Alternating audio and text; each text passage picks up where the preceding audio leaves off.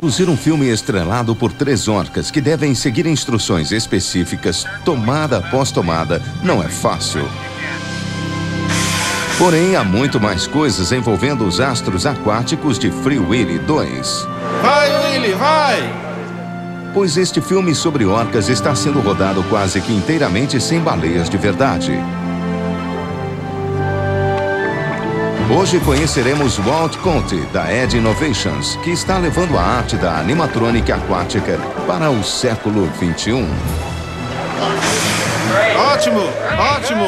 Também lembraremos seus predecessores que criaram hipopótamos mecânicos para Tarzan de Ape Man e um tubarão inesquecível para o filme de Steven Spielberg.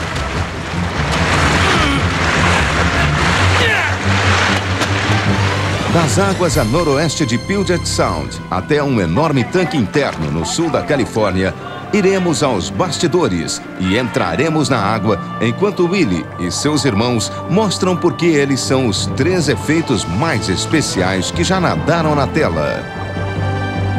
A seguirem, a magia do cinema.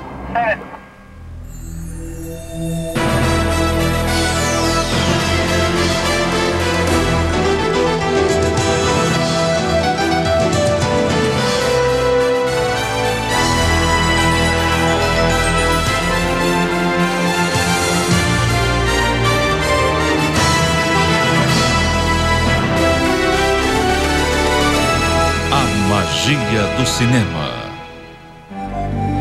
Puget Sound abriga uma das maiores populações mundiais de orcas. Por isso mesmo, é lá que grande parte de Free Willy 2 está sendo filmada. Mas as baleias na frente das câmeras não são da variedade local. No final do primeiro filme, Willy foi libertado. Precisávamos das baleias para contar a história, só que desta vez seriam 3 delas, enquanto no outro filme só havia Willy. Então o único jeito foi através de baleias em animatronic, porque não poderíamos filmar usando animais vivos no oceano. Então os produtores recorreram ao mago dos efeitos especiais Walt Conte. Para o primeiro filme, ele construiu um dublê em animatronic de Keiko, a orca verdadeira. A baleia mecânica foi usada em cenas perigosas ou difíceis de serem feitas com um animal vivo. Para a sequência, as baleias de Walt serão usadas no filme todo. Garantir essa realidade na tela me deixou nervosa. É lógico que funcionariam, não precisava me abalar porque não era a primeira vez. Já trabalhara com as baleias dele e sabia que ninguém notaria a diferença. Além de Willy com sua famosa barbatana dorsal dobrada, Free Willy 2 apresenta sua irmã, Luna, reconhecível pela sua marca tipo lua crescente, e seu irmão caçula, Little Spot. Walt e sua equipe construíram 2 versões em tamanho grande de cada baleia. Uma delas tem as baleias turbo, movidas por 2 propulsores hidráulicos de 100 HPs. Os mesmos motores usados em rebocadores. São para as tomadas de superfície, onde apenas a metade superior da baleia aparece. Elas são bem manuseáveis, com controles para frente, ré, esquerda, direita, mergulho e subida. Para tomadas em que a maior parte ou toda a baleia aparece, são usadas orcas em animatronic. São como Rolls Royces da animatronic aquática, capazes de nadar como um animal de verdade. 5 manipuladores controlam os 16 eixos distintos de movimento. A cauda se move para cima, para baixo e para os lados. As nadadeiras peitorais sobem, descem e giram. A cabeça se move para cima, para baixo e para os lados. A língua se estende e enrola. Os olhos se movem e piscam. O orifício se abre e expele ar comprimido. E a boca abre e fecha. Obviamente queremos chegar o mais perto possível da mãe natureza. Se pensar que, além disso, ela deve ficar sob a água salgada, você precisa confiar no sistema. Ele está mais para a tecnologia de um 747 do que para a de uma escavadeira. Dentro de cada baleia animatrônica há uma estrutura mecânica complexa que incorpora eletrônica sob medida e ativadores hidráulicos sofisticados, similares aos usados em aeronaves para acionar os flaps das asas e o trem de aterrissagem. As baleias foram projetadas e construídas na Ed Innovations, perto de São Francisco. A equipe de Walt, com 45 engenheiros e artistas, trabalhou mais de 100 mil horas durante 6 meses. O resultado foi um robô nadador de última geração. Após ser revestido com 2,5 toneladas de uma mistura especial para imitar a pele, o produto final é uma orca visualmente convincente. A aparência dela é bem real, pesada, gorda. Isso é fundamental para fazê-la parecer, sabe, de verdade. Preso ao lado inferior da baleia, há um cordão com 90 metros de comprimento, unindo-a a uma usina externa composta de gerador e uma unidade de força hidráulica. Dentro do cordão estão as linhas hidráulicas, uma mangueira que leva o ar comprimido dos tanques pneumáticos ao orifício dorsal e cabos elétricos que transmitem os sinais de controle. Esses sinais provêm dos joysticks dos manipuladores e são enviados à baleia por uma caixa de circuitos eletrônicos chamada de hub. Hub é o que chamamos por gozação de o cérebro da baleia. Há um filtro nele que impede que façamos as coisas de um modo desajeitado. Não importa o que faça com o joystick, ele garante que o animal se mova de um jeito suave e fluido. A unidade de Free Willy 2, estacionada perto da ilha de San Juan, usa uma pequena armada de chatas e rebocadores, inclusive o Seahorse, com seu enorme guindaste para manobrar as baleias dentro e fora d'água. Uma pequena barcaça para cada baleia que pode ser presa ao Seahorse, uma outra com a câmera e um petroleiro em tamanho natural que aparece em várias cenas.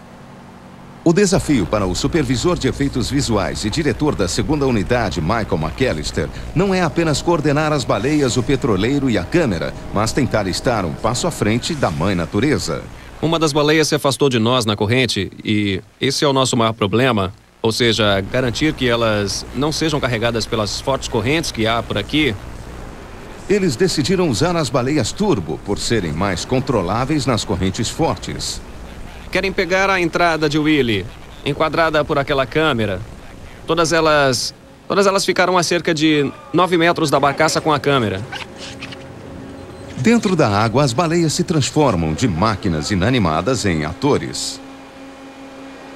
É preciso muita familiaridade para criar uma combinação de movimentos que deem expressão ou uma certa coesão ao animal.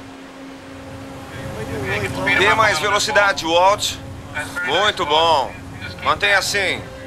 Ao usar a mais recente tecnologia em Free Willy 2, Walt Conte e sua equipe estão liberando os cineastas, fornecendo criaturas aquáticas capazes de executar as cenas mais complicadas. A ciência da era espacial e os meses de esforço se tornarão invisíveis. Só restarão 3 orcas bem convincentes que parecem extremamente à vontade enquanto nadam pela tela.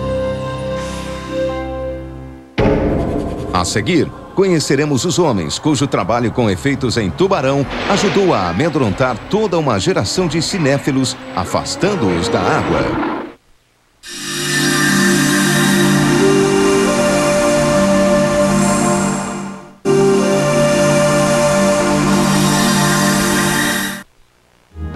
Eles só estão curiosos, não é, pai? Oh, espero que sim.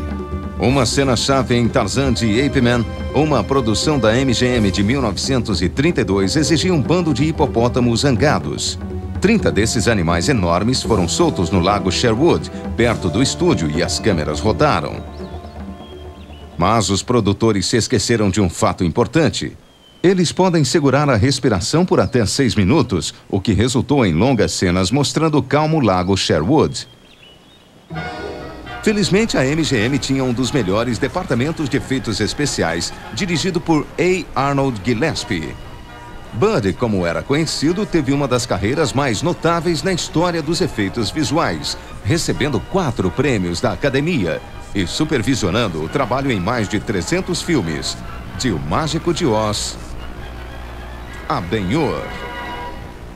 Para resolver o problema, pediram a Bud que rapidamente construísse hipopótamos artificiais, algo que ele descreve em suas memórias.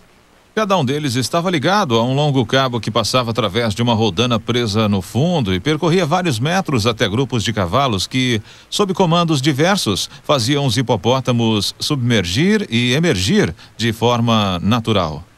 Está nervosa, Jen? Nem um pouco. 2 décadas depois, as plateias ficaram maravilhadas ante uma criatura em animatronic muito mais complexa. A lula gigante de 20 mil léguas submarinas foi criada por Robert Matt, que supervisionou os efeitos mecânicos na Disney por 18 anos. Mas após se aposentar, Matt trabalhou na sua mais famosa criatura marinha. Ele foi contatado pelo designer de produção Joe Alves, que havia finalizado os desenhos para Tubarão, um filme sobre um grande tubarão branco de 7 metros. Todos me diziam que não seria possível. Então, quando encontrei Bob, eu não me deparei com aquela atitude pessimista, dizendo que eu não conseguiria fazer esse tubarão enorme, nem filmar no oceano. Em vez disso, ele falou entusiasmado: sim, podemos fazer qualquer coisa. Após estudar os storyboards que ilustravam as tomadas desejadas pelo diretor Steven Spielberg, Matt decidiu construir 2 artefatos distintos.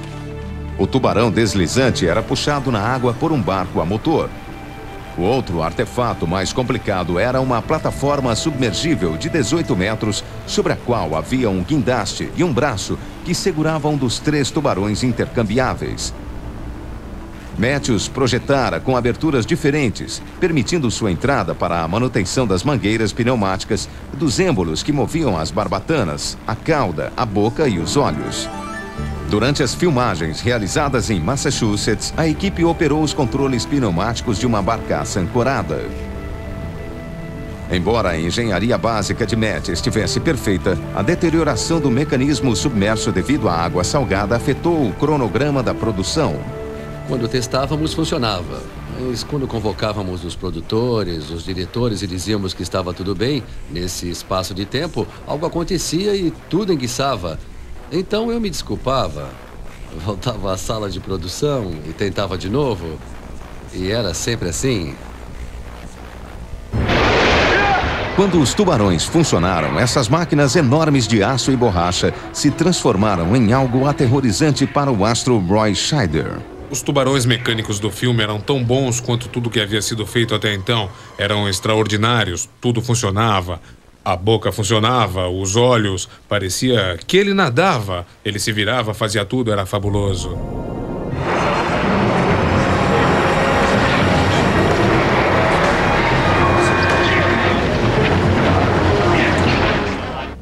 Walt conta que ainda estava na escola quando Tubarão quebrou todos os recordes de bilheteria na época, agora está à frente da animatronic aquática. Vamos ensaiar! Após terminar as filmagens em Puget Sound, Free Willy 2 vai para o sul, para o Centro de Pesquisa Offshore Model Basin, perto de San Diego. Aqui, num tanque com 90 metros de comprimento, 15 de largura e 9 de profundidade, câmeras submarinas filmarão as baleias integralmente pela primeira vez. Walt e sua equipe também estão submersos, operando controles à prova d'água. O único jeito de se ver o que acontece sob a água é estar lá com a câmera. Não dá para controlar as coisas apenas assistindo a uma fita de vídeo. 1, 2, 3, vai, Willy! O controle é especialmente importante aqui porque os adolescentes Jason James Richter e Mary Kate Sherhart, que interpretam os amigos humanos de Willy, Jesse e Nadine, precisam interagir com uma orca animatronic de 7 toneladas. São tão grandes, parecem de verdade. É incrível, porque a forma como se move e algumas coisas que ela faz é estranho, porque parece mesmo uma baleia. Para Walt e os demais manipuladores, o objetivo não é levar as orcas de A a B, mas expor a personalidade singular de cada uma delas. Little Spot é este jovem bebê. Não tem muita coordenação, portanto faz movimentos mais espasmódicos e livres, enquanto que o Willy é mais amadurecido e se move com mais certeza. O diretor Dwight Little, auxiliado pelo produtor executivo e primeiro diretor assistente Gene Van Wyck, ensaia o clímax do filme quando Willy salva Jesse de um vazamento de óleo em chamas.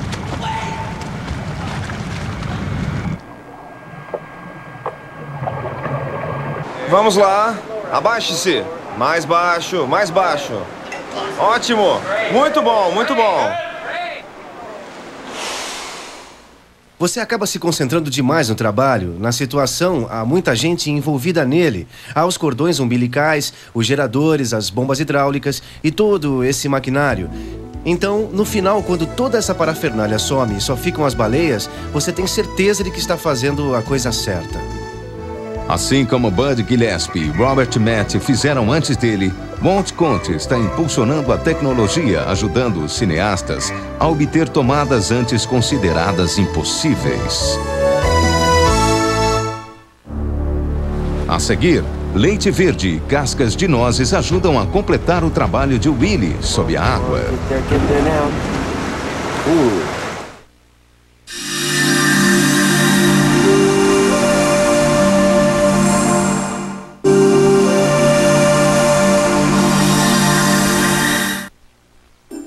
Foi na Universidade Stanford, em Palo Alto, Califórnia, que Walt Conte se formou em engenharia e design. A sua companhia Ed Innovations está localizada ali perto e a maioria de seus empregados é recém-formada. Seja com as miniaturas submergíveis com controle remoto para o segredo do abismo, cascavéis artificiais para Maverick, ou orcas animatrônicas para os filmes da série Free Willy, a firma é reconhecida por incorporar ciência moderna aos efeitos especiais de Hollywood. Para realizar algo assim, é preciso reunir diversas pessoas que têm paixão por trabalhar em equipe, embora possuam habilidades tão diferentes. Temos desde engenheiros, elétricos e mecânicos pós-graduados até artistas, escultores e maquinistas. Cada parte dessas baleias foi construída aqui dentro. Walt começou sua carreira no cinema em 1985, quando a Industrial Light and Magic o contratou para projetar baleias corcundas em miniatura para a Jornada nas Estrelas 4. Agora, para Free Willy 2, ele está construindo orcas em miniatura para suplementar as baleias em tamanho natural. Estas criações menores serão filmadas nas últimas semanas de produção na piscina do Coliseu, em Los Angeles. A magia presente no mundo de Willy está sob a água. Devemos respeitar isso. As baleias grandes serão usadas na superfície e também em cenas sob a água. Mas nas grandes sequências em que nadam, elas nos permitem trabalhar numa escala bem controlável. Diferentemente das baleias grandes, que exigem um elo umbilical com uma fonte de energia externa, as miniaturas são inteiramente independentes, alimentadas por baterias internas. Walt e sua equipe de 16 membros são mergulhadores diplomados. Sob a água, eles se unem à equipe de câmeras liderada por Pete Romano, um dos primeiros cinematógrafos subaquáticos do cinema. Bem, meu desafio com as orcas é tentar fazer com que essas baleias de 2 metros pareçam ter 6 metros, para que tenham o volume e a beleza que merecem. Uma das formas de se obter a escala desejada é filmando numa velocidade maior do que os 24 quadros por segundo considerados padrão. Isso diminui os movimentos na tela, criando a ilusão de peso e densidade maior. Também é importante combinar a aparência da piscina com a de Puget Sound. Agite mais! Leite, misturado a um corante verde, serve para turvar a água. E cascas de nozes moídas são espalhadas para simular as partículas em suspensão comuns no mar. A parte mais difícil da filmagem é a visibilidade. Para obter a escala, é preciso turvar a água a tal ponto que nós, operadores, mal conseguimos enxergar 1,5 metros dentro da água. Hoje vamos filmar uma sequência em que Willy, Luna e Little Spot ficam presos numa rede embaixo d'água. Uma equipe de 4 pessoas é designada para cada baleia. Uma delas é encarregada de segurar a baleia na posição inicial antes de cada tomada. Vamos gravar. A rede. Há uma outra pessoa encarregada de reposicionar a baleia após o corte da cena. As outras 2 manipulam a baleia operando os controles durante a filmagem. Uma delas controla a cauda. A outra anima a cabeça e as barbatanas peitorais. As informações dos controles vão para o hub, onde são convertidas em dados eletrônicos e enviadas a um transmissor de rádio. O transmissor emite um sinal para as antenas acima da piscina. As antenas repassam aquele sinal a um receptor dentro da baleia que ativa os servomotores da orca. Embora toda essa ciência seja complicada, o objetivo é não deixar que nada disso apareça na tela. Elas têm a graça das baleias verdadeiras. Logo notei isso quando uma delas nadou sob a água. Parece mesmo uma baleia. O que eles fizeram aqui foi incrível. Foi mágico. Muito antes dos meses de filmagens, mesmo antes da construção das baleias em animatronic, Free Willy 2 começou com alguns produtores que queriam contar essa história sobre orcas sem usar animais vivos. Jamais faríamos esse filme sem o Walt Conte. Sem suas baleias, que eram quase reais, não teríamos feito. Do que mais gostei foi que ele operou o Willy. Gosto de observá-lo, pois ele se transforma no Willy. Tem o mesmo temperamento alegre. Para o Walt e sua equipe da Ed Innovations, foi um trabalho exaustivo. Mais de um ano sem um dia de folga e raramente uma noite inteira de sono. Às vezes a pergunta inevitável, vale a pena, deve tê-lo incomodado. Às vezes você se pergunta isso, mas depois de tudo pronto, há uma mágica que transcende a borracha, o aço e a eletrônica. De repente você percebe que criou um personagem desse pedaço de borracha. Você acredita nisso, você o vê e há uma magia nisso tudo que enfeitiça você. Talvez tenha sido a mesma magia que tirou Robert Matt de sua aposentadoria para construir o grande tubarão branco do filme, ou a fagulha que gerou a solução engenhosa de Bud Gillespie para os hipopótamos resistentes. Como seus predecessores, Walt Conte está liberando os produtores e, no processo, criando ilusões cinematográficas que só podem ser obtidas por mestres da magia do cinema. Versão brasileira DPM Santos.